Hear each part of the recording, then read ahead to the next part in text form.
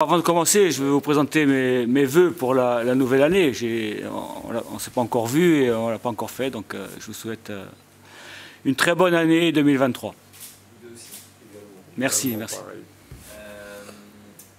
L'idée, là, évidemment, face à un adversaire très solide, très coriace, mais c'est d'essayer de rebondir le plus vite possible. C'est des matchs toujours intéressants pour un coach de voir comment son groupe est capable au moins dans le contenu, de repartir sur quelque chose de positif et de chercher un résultat. Non, c'est pas au moins dans le contenu, c'est et dans le contenu et dans le résultat. Je pense qu'aujourd'hui, on se doit de réagir par rapport à la contre-performance qu'on a réalisée à Sedan. On était sur une série très positive puisqu'on était resté avant ce match à Sedan sur 8 matchs sans défaite. Donc on a toujours rebondi quand on a eu des petits soucis de résultats, notamment en début de saison. Donc là, aujourd'hui, on a un peu plus de certitude. Il faut absolument montrer par la détermination, par l'envie, par le travail collectif, par l'organisation que finalement Sedan, malgré le bon match, parce qu'on n'a pas fait un mauvais match à Sedan, on n'a pas pris les points escomptés et chez nous, on se doit d'être solide et de prendre le plus de points possible. Ça, c'est l'objectif initial. Après, bien sûr, il y a un adversaire, il y a une équipe en face qui fait un très bon championnat, qui a des ambitions d'accession, elle ne s'en cache pas, elle a des joueurs de talent. Donc forcément, ça va être compliqué pour nous. Mais moi, ce que je voudrais, c'est qu'on rende la tâche compliquée aussi pour cette équipe du Restart en les malmenant et surtout en étant capable de les mettre en difficulté, encore une fois, dans l'intensité qu'on va proposer. Il va falloir être prêt à livrer un combat pour pouvoir prendre des points. Vous disiez, mettre en difficulté, c'est une équipe pour très peu de buts. Oui. C'est un vrai défi, ça, pour le coup, de trouver la faille dans cette équipe-là. Ces derniers matchs, vous en avez pris très peu. Très peu, c'est une équipe organisée, c'est une équipe qui sait très bien jouer soit sur de la transition, soit sur un jeu un peu plus de possession, en mettant de la pression sur l'adversaire. Donc encore une fois, ça ne va pas être simple pour nous, mais moi je sais qu'on est capable de sortir de très bons matchs, on l'a fait, contre des adversaires aussi coriaces. Donc il n'y a pas de raison malgré le fait qu'on ait perdu le match précédent, il n'y a pas de raison qu'on ne soit pas dans ce qu'on a fait pendant un certain temps dans ce championnat. L'équipe sera préparée, elle est préparée, elle sera motivée et après, ce sont les joueurs sur le terrain qui vont mettre l'intensité, mettre l'impact et la qualité pour pouvoir déstabiliser cette équipe. C'est un gros défi, mais dans ce championnat, il y a beaucoup de matchs, et d'ailleurs tous les matchs sont compliqués. Il faut absolument qu'on reste dans ce qu'on sait faire de très bien et que dans la concentration, dans la détermination, on soit présent.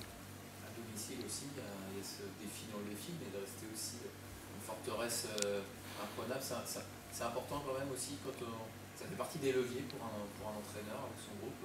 Bien sûr, bien sûr, c'est une capacité à prendre des points à domicile, c'est très intéressant dans un championnat. Les équipes qui prennent beaucoup de points à domicile en règle générale sont dans le haut du tableau. Donc aujourd'hui, on ne déroge pas à la règle, puisqu'on est dans la première partie du tableau, mais c'est loin d'être fini, c'est loin d'être simple. Encore une fois, il faut être vigilant sur l'implication, sur la détermination, sur l'état d'esprit, parce que je joue beaucoup sur ces valeurs-là, parce que je pense que dans un championnat comme le national, où tous les matchs sont compliqués, il faut qu'on ait une solidarité à toute épreuve, et même dans la difficulté, on doit être capable de ramener des points, de prendre des points, que ce soit à l'extérieur ou à domicile, mais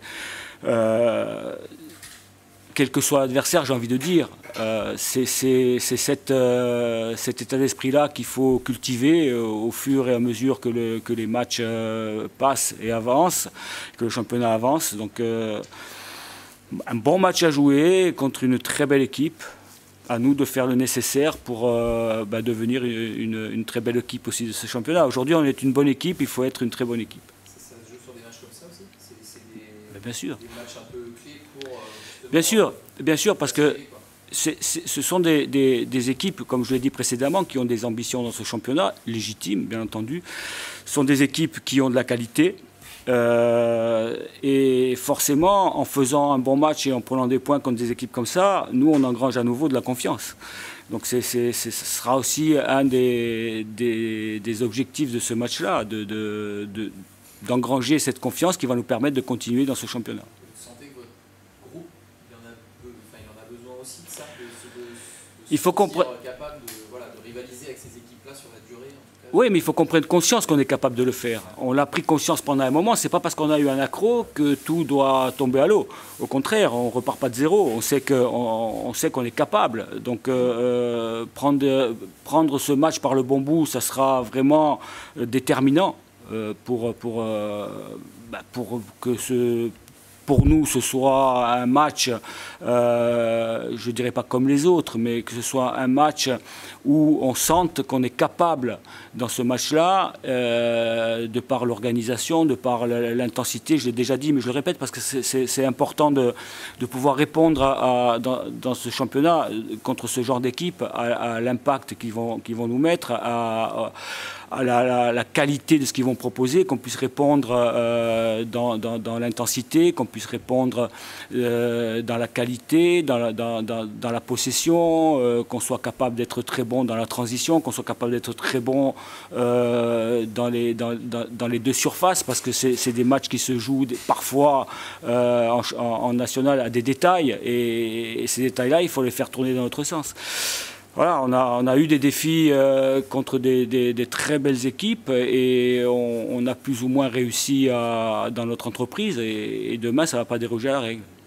C'est un championnat très serré, la moindre défaite fait un peu dégringoler le classement sans que en termes de points ça soit vraiment décroché, mais tout de suite il y a des équipes qui s'intercalent, etc. Est-ce que justement il y a un aspect psychologique très important justement évidemment au-delà des points, mais je veux dire même parfois si vous n'êtes pas décroché en termes de points, mais de toujours être à un certain niveau de classement pour que psychologiquement le groupe reste dans cette ligne de haut de tableau. Ça se joue un peu là aussi des fois dans la tête, simplement à la lecture du classement parfois. Au-delà des points et au-delà du classement, on est très tôt quand même dans la saison. On n'est pas encore arrivé à la fin des matchs allés, donc c'est plutôt les contenus des matchs qu'on joue, c'est encore et toujours les contenus, parce que forcément quand on a les bons contenus, on a les points qui vont avec. Donc forcément, c'est pas de regarder un classement et de se dire aujourd'hui on est dans le haut du tableau, en gagnant, on rattrape le Red Star. Oui, on y pense, mais c'est pas ça le plus important. Le plus important, c'est la détermination qu'on y met. Encore une fois, c'est le travail au quotidien qui nous amène à la performance le week-end. Donc c'est tout ça. Et quand on est dans notre projet, quand les joueurs sont dans le projet commun, il y a forcément des bons résultats à la clé, parce que tout le monde travaille pour le même objectif, et quand il y a un joueur en difficulté, il y a le copain qui prend le relais. Quand on a un absent, celui qui rentre donne le meilleur. C'est ça le plus important dans un groupe, c'est l'état d'esprit. Cet état d'esprit, on l'a depuis le début. Même quand on était en difficulté, on a eu cet état d'esprit qui nous a permis justement d'avoir des résultats et d'être dans la première partie du tableau. Donc psychologiquement, oui, mais psychologiquement, on amène psychologiquement le joueur à la performance. Et c'est ça qui est important, c'est qu'il faut qu'ils prennent conscience aussi de leur capacité, de leurs possibilités et de leur talent. C'est important de prendre conscience des qualités qu'on a. Mais ces qualités-là, c'est pas simplement en prenant conscience, il faut des actes. Et ces actes, c'est le terrain, c'est l'implication au quotidien, comme je l'ai dit, mais c'est aussi l'implication pendant les matchs de compétition. C'est élever tous les curseurs au bon moment, c'est d'être déterminé en croyant toujours en ce qu'on est capable de faire. Voilà, quand on rentre sur le terrain, c'est pour gagner les matchs, donc quel que soit l'adversaire. Et moi, j'apparente le match de demain à un match de coupe. Ah, ça tombe bien, on voulait jouer début janvier pour jouer un 32e de finale de Coupe de France. Bah, pour nous, ça sera notre 32e de finale de Coupe de France. Parce que c'est un adversaire qui a des ambitions et des qualités. Une saison réussie, de votre expérience aussi, ça passe par là. Il faut qu'il y ait des joueurs capables d'amener quelque chose dans la saison qui peut manquer à un moment par fatigue ou par méfiance ou autre, quoi. Une saison réussie je dirais dans n'importe quel championnat, ça commence déjà par l'état d'esprit. L'état d'esprit, il faut que les joueurs soient ensemble, jouent ensemble, parce qu'on peut avoir des individualités, mais l'individualité tout seul ne peut pas... oui, parfois, elle va faire une différence et donner le résultat, mais c'est parce que le collectif travaille pour elle aussi. Donc, il faut absolument qu'on garde cette détermination, cette envie, ce collectif et cet état d'esprit pour pouvoir réussir notre saison. Mais c'est vrai que lorsqu'on réussit des saisons, il y a cette mentalité de gagnant, cet état d'esprit qui nous fait parfois nous surpasser, parfois dans des périodes difficiles, pas simplement en termes de résultats, mais périodes difficiles par rapport au mois de janvier, février, où les terrains sont compliqués, sont gras, où il fait un peu plus froid. Et là, il faut être vraiment solidaire et il faut garder à l'esprit cet objectif et ce projet commun qu'on a. Voilà, et il faut que tout le monde soit dans ce projet commun. Et aujourd'hui, j'ai une équipe, j'ai un groupe de joueurs qui se font complètement dans ce projet. Et c'est ça qui est intéressant, c'est que... alors je ne sais pas ce qui va se passer demain et plus tard, mais en tout cas, ce que je peux vous dire et vous garantir, c'est qu'ils donneront tout sur le terrain pour pouvoir être performants. Quelques semaines se sont écoulées depuis le dernier match. On en est où au niveau de l'effectif? Tout le monde va bien? Tout le monde va bien, mais on a des suspendus. On a des suspendus pour ce match-là, mais ça ne change pas grand-chose. On est allé jouer à Sedan, il manquait quand même 3 ou 4 joueurs. On a réussi à faire un bon match malgré la défaite. Il y a des matchs précédents où il manquait des joueurs et on a réussi à gagner et à prendre des points. Donc c'est le lot de toutes les équipes. C'est une période où on accumule les cartons et forcément les suspensions. Et justement, l'effectif a toute son importance. L'effectif a toute son importance aujourd'hui et c'est dans ces moments-là, et je leur ai dit, c'est en janvier et en février qu'on détermine à la sortie du mois de février un objectif différent, pourquoi pas, mais c'est dans ces mois-là où il faut être très, très fort pour pouvoir pallier et aux absences et comme je vous l'ai dit, à différents paramètres qui peuvent venir nous perturber. Justement à tes joueurs de faire attention à des éventuels cartons qui viendraient un petit peu Non. compliqués? Non, parce que c'est le jeu. Quand on demande beaucoup d'intensité, quand on demande à respecter un projet de jeu, on ne va pas brider les joueurs pour... voilà, il faut de l'intensité, il faut être très bon dans le duel, mais là, voilà, ça demande aussi parfois un peu de discernement, de ne pas faire des fautes bêtes, mais le jeu, c'est le jeu. Et après, quand on est sur le terrain, bah, c'est le jeu qui commande. Frédéric, le coach parlait de l'importance de centrer aussi, que ce soit physiquement, mais aussi mentalement peut-être aussi, un peu de fraîcheur mentale. Toi, tu es en plein là-dedans, j'imagine, avec Moi, de retrouver les terrains comme ça depuis deux matchs maintenant. D'un point de vue personnel, j'ai eu un début de saison assez compliqué, dû au fait que j'ai été blessé pendant un long moment. Maintenant, j'ai réintégré le groupe, ce qui me fait énormément de bien.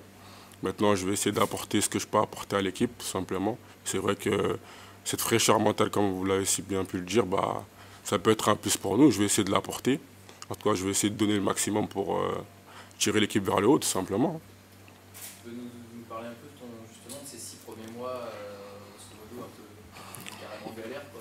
Bah, j'ai bien vécu dans le sens où j'ai été entre guillemets, entouré de l'effectif, qu'on m'a toujours eu des petits mots par-ci, par-là qui m'ont fait du bien.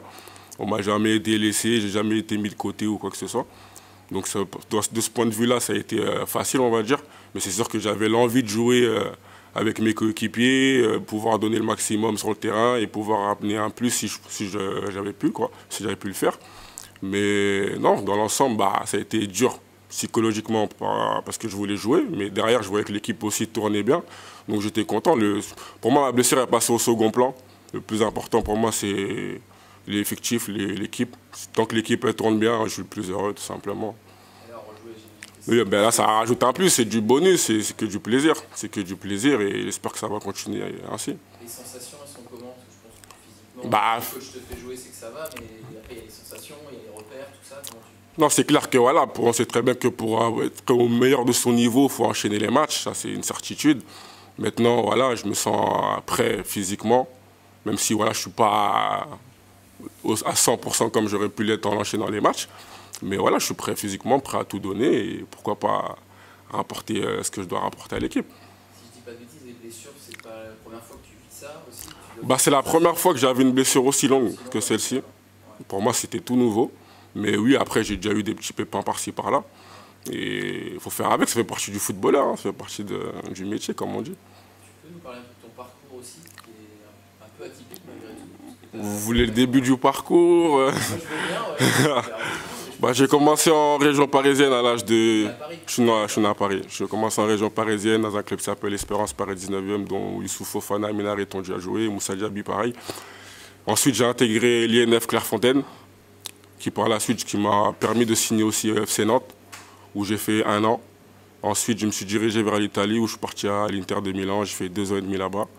Je te coupe, mais pourquoi l'Italie à ce moment-là? C'était quoi? Franchement, à la fin de mon année à Nantes, j'ai eu un agent qui m'avait approché à cette époque-là et qui m'avait parlé du fait qu'il y avait une possibilité pour moi d'aller en Italie. Donc, je n'ai pas été contre. Quand j'ai entendu que c'était l'Inter de Milan, j'ai dit pourquoi pas, ça m'a... Clairement, c'est un gros club, et voilà, oui, certes, mais c'est un gros club, donc moi j'ai été ébloui par ça. Du coup, je me suis lancé dans le projet, tout simplement. Tu étais tout jeune en plus? J'avais 16 ans. 16 ans? Ouais, 16 ans. 16 ans. J'avais 16 ans. C'était comment là-bas? T'es resté quoi? 2 ans et demi. 2 ans et demi. Après, par la suite, j'ai été prêté 6 mois à Saint-Etienne. 6 mois à Saint-Etienne. L'Inter, il me semble que tu as fait un banc pro? Non, pas du tout. Pas de banc en pro, non. Que en jeune. Ça a été que en jeune, ouais. Que en jeune. D'accord. Et tu as pu un petit peu prendre la température de ce club? Ou est-ce que quand on est jeune... En fait, franchement, ça a été un choc culturel pour moi. Ouais. Parce que ça n'a rien à voir avec la France, dans le sens où c'est pas les mêmes demandes qu'on te fait en centre de formation en France qu'en Italie. Là-bas, à l'Inter, c'était vraiment axé sur le résultat et non la formation.